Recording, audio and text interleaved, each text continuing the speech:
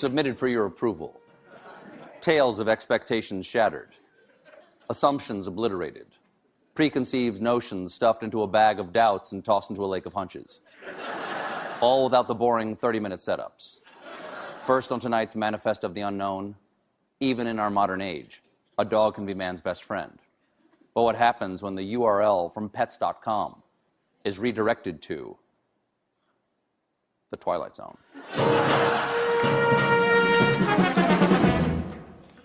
No. No. No. Wake up! Wake up, Father! Oh, thank God. It was just a dream. I didn't actually go back in time and save our beloved dog Muffins from being hit by a car. But of course you did, Father. And now, Muffins is our leader. Hail, Muffins! No. No. Bad dog! Bad dog! Bad dog!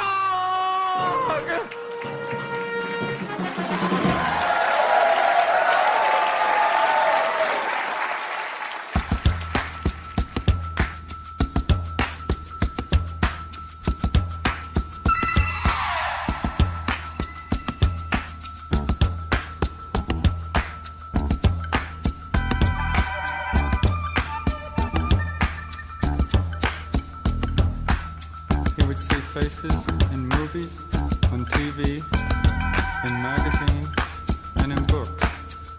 He thought that some of these faces might be right for him, and that through the years, by keeping an ideal facial structure fixed in his mind, or somewhere in the back of his mind, that he might, by force of will, cause his face to approach those of his ideal. The change would be very subtle. It might take 10 years or so.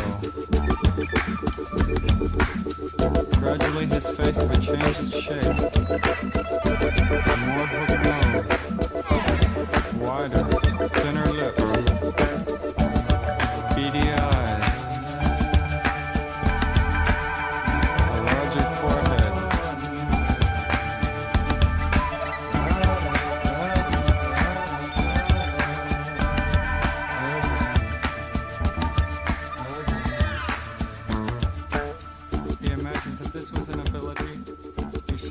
This is Bronwyn Knox, and you are listening to That Twilighty Show About That Zone. And tonight, we're talking about the episodes The Four of Us Are Dying and Third from the Sun.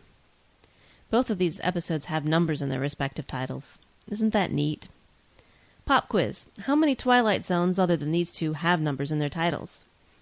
Can you name those episodes? I can't. Let's listen to Alex Saltz's groovy theme music.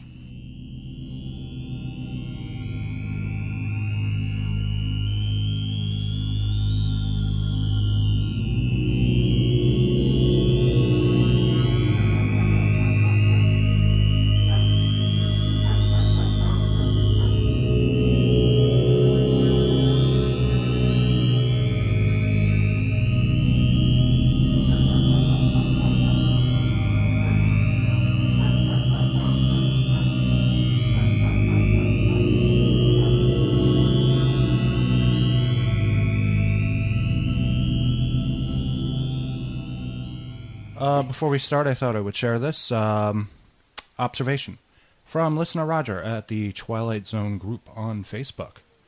I'm getting into my DJ voice. I'm going to try and make this a little clearer for everyone out there. This is in reference to our episode, How Dry I Am, with Eve Kerrigan. Roger writes, David, I really like this episode. Both you and Eve brought a wealth of related information and insight to tangential aspects of the Zone programs that you covered. I don't know why, but my brain always shuts down right before I hit the word tangential. Tangential. Tangential. There you go. Tangential. While there was not much in the way of commentary on the TZ episodes themselves, I enjoyed listening to two people who are obviously well-versed in the TV movie entertainment arena. The male-female hosting brings a nice vibe to the podcast, especially since both hosts... That's easy for you to say. Especially since both hosts are able to carry on an intelligent conversation. So this was quite a different take than the other Zone podcasts that talk more in depth about the minutia of the story and production. I like your approach. IMO. This was an improvement over both of your week 1 entries. I enjoyed the outside information that was brought to the program. It was evident that both you and Eve had prepared for the production as well as being extemporaneous along the way. Thank you very much, Roger, and keep listening. I promise it'll get good. Roger likes it when I get with the ladies. Well, you won't be disappointed. I have a lady here tonight who is my wife, actually, of... What are we going on, 16 years now? It will be 16 years in April. And slow down, by the way. January, February, March, April. 2 months. In 2 months, 2 months and 4 days from now, it will be 16 years. But don't worry about it, because there are plenty of women out there in the zone. Also, I wanted to make mention of the minutia. A lot of Twilight Zone podcasts out there do tend to focus on that, and they get repetitive, but I like to assume anyone listening will know those details, that minutia. So I bring in the personality, the kindness, the gentle humor, the kimono, the off-color jokes, the politics, the theology, the butter-colored topping, the stays crunchy in milk, the peanut butter in your chocolate. Thanks again, Roger. And remember to keep circulating the tapes. This is going to be no pressure or anything on our guests tonight. The domestic goddess, the socialist nightmare, the lovely Bronwyn Knox. How you doing? I'm all right. How are you? This is take 2 of an episode because I wanted to go back and re-record. I often do go back and re-record now because there's a little demon in my head, and his name is Alex Saltz. And this is kind of the curse of Alex Saltz, because we've done this before a couple of times. You'll notice from the previous week's episode, I said that Denny was going to join me. He couldn't join us, and so basically I just poked Bronwyn with a stick and told her to do it tonight. It really hurt, too. Well, he, as far as I think he went to see Grease live.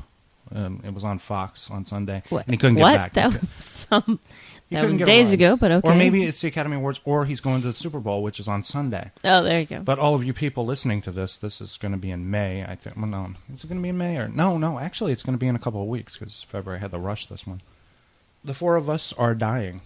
This is episode 13 of the American television anthology series, Twilight Zone. It originally aired New Year's Day, 1960 on CBS. The first episode of New Year and on a holiday as well. Wow, imagining having new programming on a holiday. They've never done that in my lifetime, I'll tell you that much. No, not in mine either. They completely shut down like about a month before Christmas now. And then they don't even pick up until about the middle of January. It's completely shut down. February. Because no one does anything. It's like we're not going anyplace. It's not like we're stuck in our homes. I like this episode a lot. I really do. It has all the trappings of science fiction, supernatural, and not to mention it has a film noir quality about it. With this jazzy theme by Jerry Goldsmith, which is just... I wrote here it's superb, but superb is not a good enough word. Because it has such a vibe to it. So the teleplay is by Serling, from an unpublished story. All of Us Are Dying by the great George Clayton Johnson. Johnson died recently, Christmas of last year, at the age of 86. One of the great old-school science fiction and fantasy writers. Harry Towns is a brilliant character actor. He plays Arch Hammer, who is, for all intents and purposes, a shapeshifter, like Robert Patrick in Terminator 2, except he's not liquid metal. No, his changing into different faces isn't as spectacular. I really like the name of the episode, although I did think it was a little bit misleading. I hadn't seen this one before, so when I saw the title was The Four of Us Are Dying, I thought there was going to be 4 individual people dying. Wouldn't that be a little too on the nose? If you're going to do a title called The Four of Us Are Dying and then show 4 dead people. 4 people dead. Yeah, I'm just so literal-minded. What can I say? I thought it was going to be like 4 sick people or 4 terminally ill people. I don't know. You never know with the Twilight Zone. You know, I mean, it's very poetic. Science fiction always produces the great titles. You know, like, what's a great title for a science fiction story? Do Androids Dream of Electric Sheep? Yes, That comes to mind. Or, what's the other one? I Have No Mouth, but I Must Scream. Yeah, that's a good one. Olsen. So what he does, though, he looks at a picture, and then he concentrates very hard on that picture, and then he becomes that person. I feel like this was done a lot later on. I could swear, I think there was an X-Files episode. I was just thinking about this the other day. I think there was an X-Files episode that was very similar to this, in a shape-shifting way. But the name escapes me, but I know there had to be one. Was it something like about small potatoes? Yes. Okay. It wasn't pictures, though. He could just look at they weren't dead people. Yeah, he would look at a living person. It was small potatoes. His name was Eddie Blunt. Right. Wow, right? good memory. Played by Darren Morgan, who was a writer on the show. Turns into someone, basically, but he does have to look at them, though. He does have to get an idea of what they look like, because he does the same thing when he becomes Mulder. Yeah, that's it. They said that when they put him in prison, they give him muscle relaxers so that he can't make his face change. Right. That was the ending. Yeah. So this is not anywhere near as humorous as that. This one's kind of a downer. Now that you brought that one up. Is, Eddie Blunt he's using his talent, I guess, to impregnate women because he has a tail, and all these babies are born with tails. He is a loser in life, I guess, a janitor or something like that. Arch Hammer is more of a con man. I wrote here that he's like an emotional vampire. He takes advantage of and then manipulates people who know these personas that he transforms into. Meanwhile, there's a cop who's a lot like Mr. McGee from The Incredible Hulk, who's always missing this guy. And incidentally, many other roles. Harry Towns was featured in a 2-part episode of The Incredible Hulk, where he played another scientist with Hulk-like powers that David Banner's trying to seek out.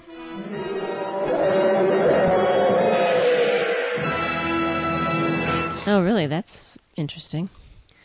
So the first thing he does is he seduces the girlfriend of a deceased trumpet player played by Ross Martin.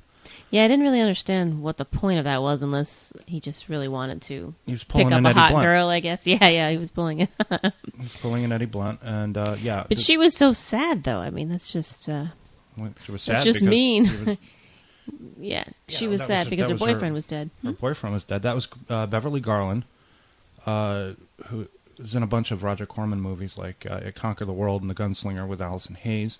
Good evening, Rose. Good morning, Erica. Did you come for that drink? I'm afraid I don't have time for one. It's after 3, you know. Oh, now, Mrs. Hood. The Red Dog is open 24 hours. Mm-hmm. Well, you empty your house and put out the lights. Put 'em out yourself.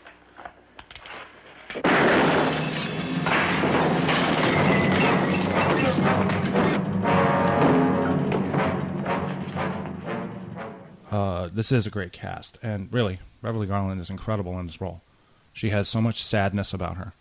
If you don't drink well, don't drink.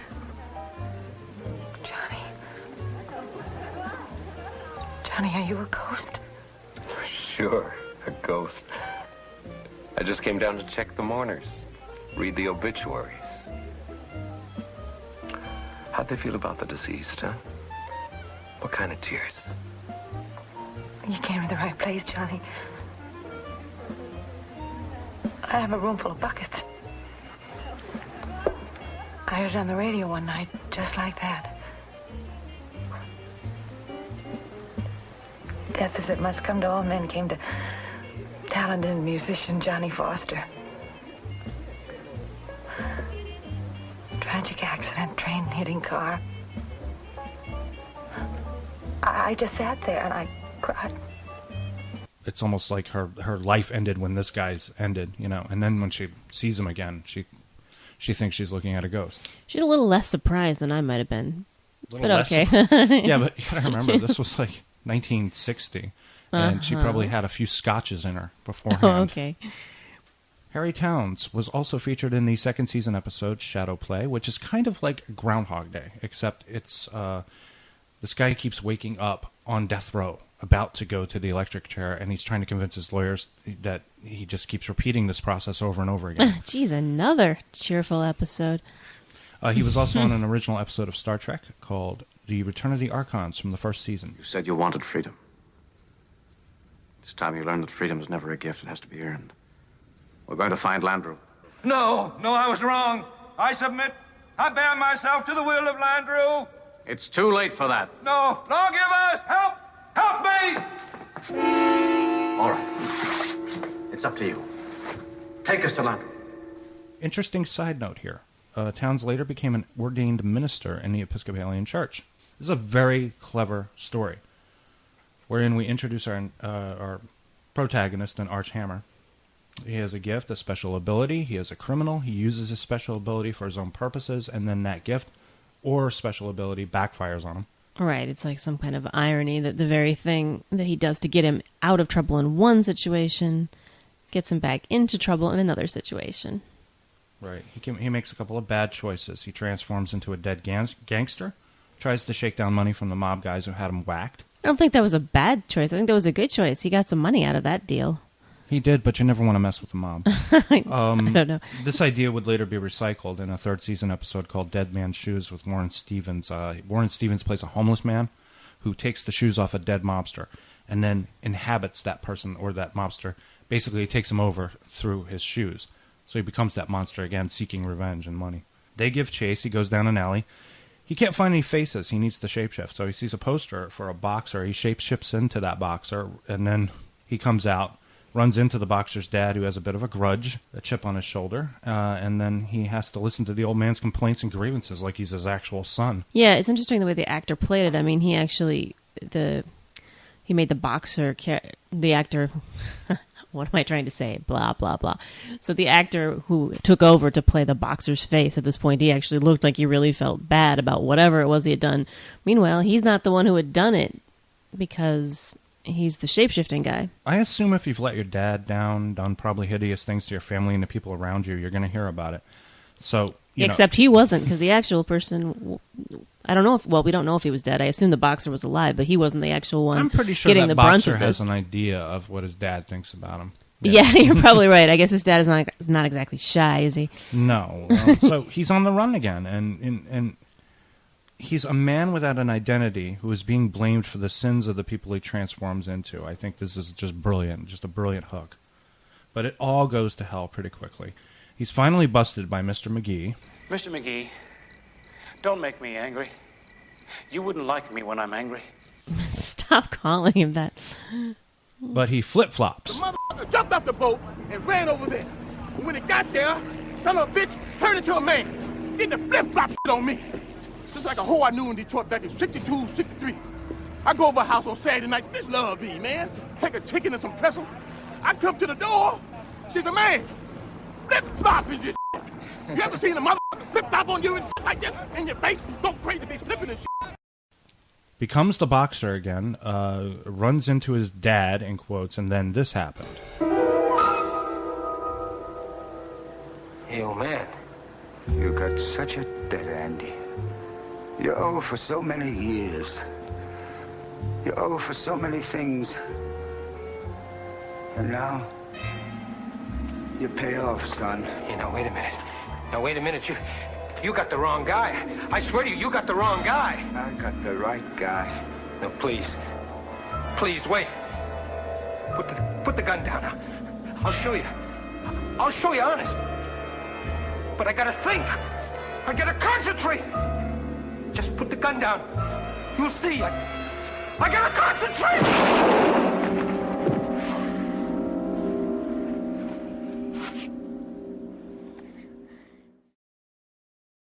So what do you think he did that was so horrible that his dad felt it would be better to shoot his own son? I don't know. He broke his mother's heart. That's what the old man says. He destroys a woman's life. So I'm guessing, I don't know, what, maybe he's out of the military instead of studying, going to college under the GI Bill. He becomes a boxer, so that'll break your mother's heart. Yeah, but he you shoot someone got over a that? woman I don't pregnant think so. and ran out on her. That's how he destroyed a woman's life, Something like that, yeah. Well, we're just guessing because they don't really tell us. Well, the ending really kills it for me. I'm a karma-type guy, but this is what I call over-karma, based on the old dad's complaints about the boxer. This is my opinion. There's nothing in this to justify cold-blooded murder.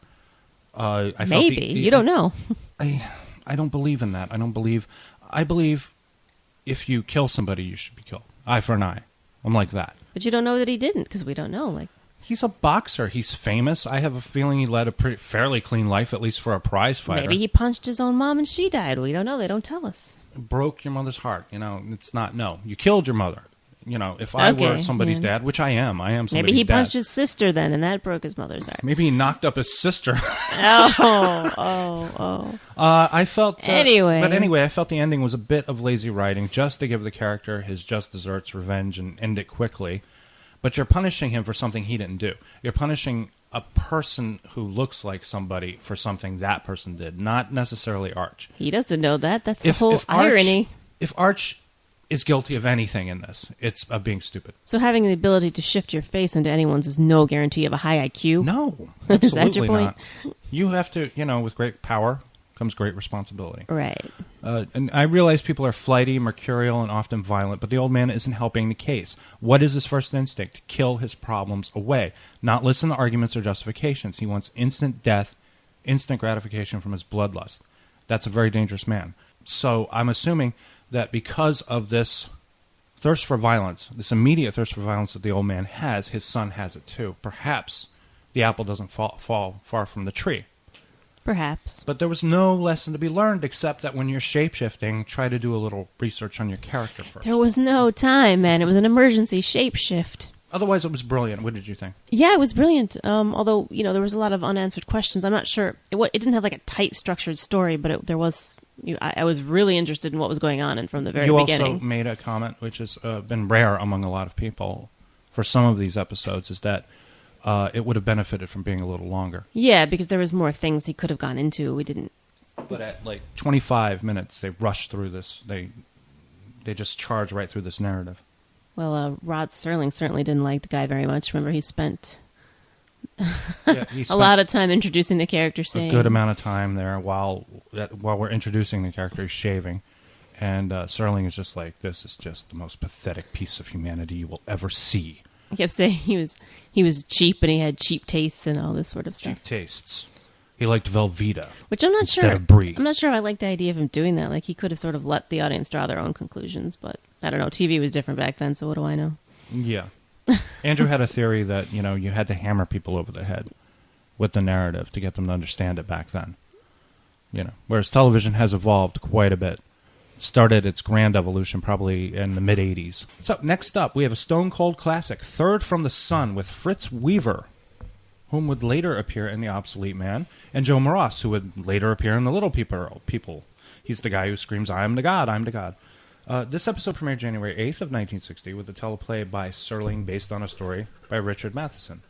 I have a little theory about why Serling initially adapted stories from prominent writers. This was the beginning of the show. So it was the acorn that would grow the mighty oak, and I think Serling was a helicopter parent to his precious newborn, so he guided these writers by showing them how their stories could be adapted to fit the television format. Later, he would allow the writers their free hand to pen episodes, but not in these early stages. This is one of those it's very difficult to have established science fiction writers writing teleplays for television. We start off at a plant. I assume that a plant that manufactures munitions, weapons. There's uneasiness in the air, paranoia, terror. Very much a situation no one wants to admit to is happening in our present day. Didn't they say it outright, or did I just imagine that? Did I also just assume that it was a weapons plant that they were working at? Well, he's like some kind of an engineer. Okay. He's doing something. I think he makes missiles. I think the way he described it to his daughter or his wife, he makes missiles, but he's like one cog in the operation. A missile requires many different components, and he's responsible for one particular component. I think that's what he was on about. But this is a different kind of terror. This is like Cold War paranoia. So it occurred to me that you don't have a Cold War situation unless your enemy looks like you. That's how it feels to me. Divided along cultural, not racial lines. Your enemy has a different system of government. Perhaps they put their pants on in an unusual or different way. Whatever it is, it spooks the hell out of you, and you must destroy them so you can sleep easier at night. That was my theory of Cold Wars. That's very interesting. I never thought of it that way until I heard you say it. All right. I love the opening narration. I want Bronwyn to read it. Okay. Again. Some more. Quitting time at the plant. Time for supper now. Time for families. Time for a cool drink on a porch. Time for the quiet rustle of leaf-laden trees that screen out the room. And underneath it all, behind the eyes of the men, hanging invisible over the summer night, is a horror without words. For this is the stillness before a storm. This is the eve of the end. Great classic introduction from Mr. Serling, and also a very nice rendition of it by Mrs. Knox, Lawler. Also the title of this podcast episode.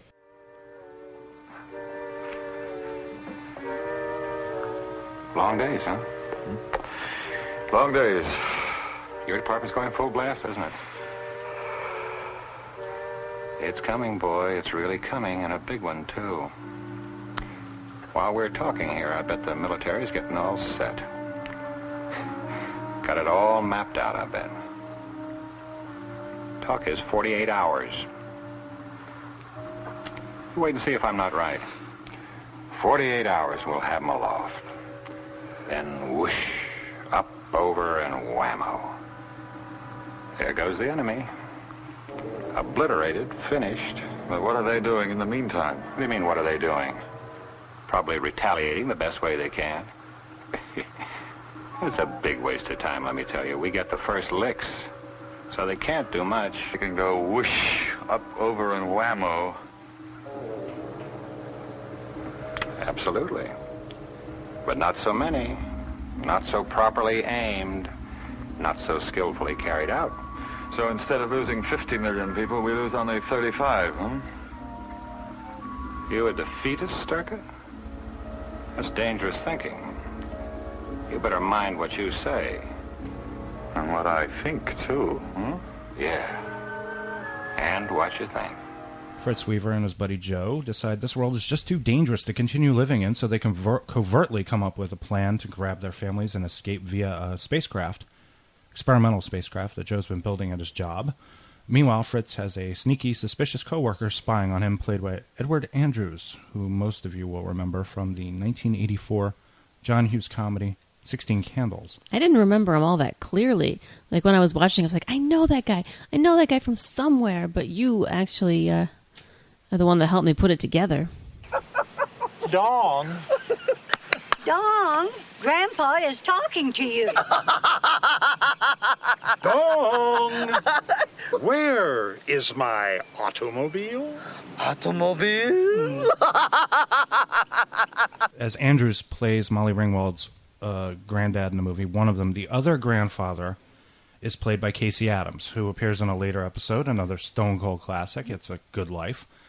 Isn't that weird? Cool. Weird, right? Well, if it isn't Sammy Baker Davis Jr. Although I feel like if you, whatever actors are a certain age, almost all of them were sooner or later on the Twilight Zone. It's kind of like Law and Order. If you were an actor in New York in the 90s and 2000s, sooner or later you were on in the late 80s. Law and Orders, yeah. Yeah, that's true. Edward Andrews would later appear in another episode in the 5th season called You Drive, which is kind of like Christine. Okay. Well, it's like, well, actually, no. I think what it is he mowed somebody down, and he never went to the cops. So his car is haunting him. It's driving around.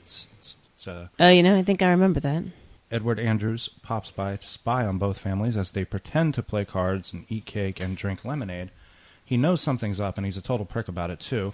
So I don't have much sympathy for what happens to him later. He's such a goofy-looking guy, though. I mean, he's got these, I don't know, just his stare. He's got this big kind of Google-eyed stare when he, stands around spying on them and whatever it is that they're doing. The whole scene is incredibly tense. I've been up north testing an aircraft. Haven't had much sleep the last couple of weeks. As I know the aircraft. They say it's capable of leaving our atmosphere. Talk is it could go to another planet, if the right man flew her. Well, not for a while yet. Needs a lot more testing. Oh.